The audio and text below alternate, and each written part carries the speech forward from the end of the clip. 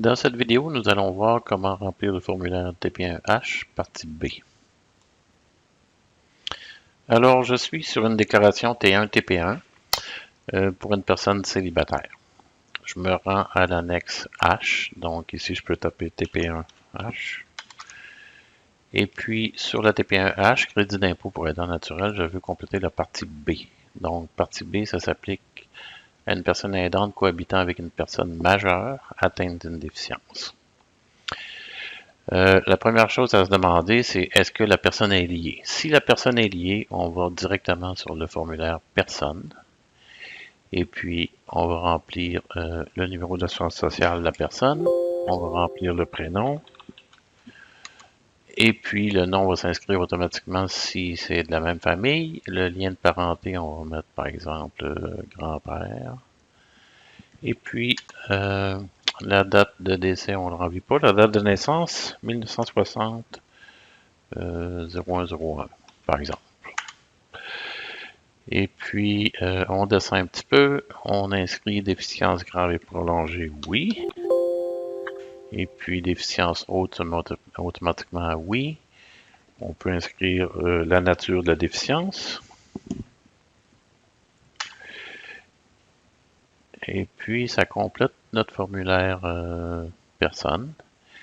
Et évidemment, si on partage le crédit avec une autre personne, il ne faut pas oublier de remplir la section renseignements supplémentaires Québec.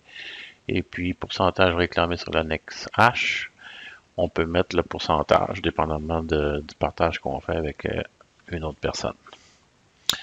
Donc, dans ce cas-là, je mets 100% et puis je retourne sur la TP1H.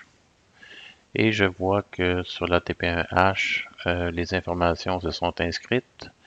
Tout ce qui me manque à inscrire ici, c'est la période. Alors, j'ai inscrit une période de 365 jours en 2020. Donc, 31 décembre. Le X ici, pour nous dire que c'est au moins 365 jours, est coché automatiquement. Et si je descends, je vois que j'ai mon crédit pour la personne majeure atteinte d'une déficience. Et si je descends, je vois que le crédit va aller se reporter à la ligne 462 de la TP1. Donc, je vais sur la TP1 et je regarde à la ligne 462. J'obtiens mon crédit de 2500 $. Maintenant, si la personne n'est pas une personne liée, alors sur ma TP1H,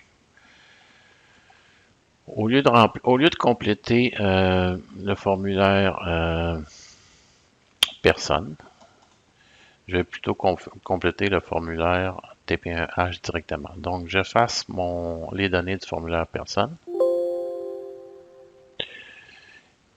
Et puis, je retourne à ma TP1H. Et là, ici, je vais aller cocher personne non liée.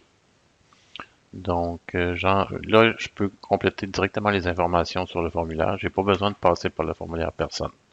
Donc, je mets le nom de la personne, le prénom, et puis le numéro d'assurance sociale, avec la date de naissance, et puis la période, 1er janvier au 31 décembre, et je vois que mon X ici se coche automatiquement à la ligne 236.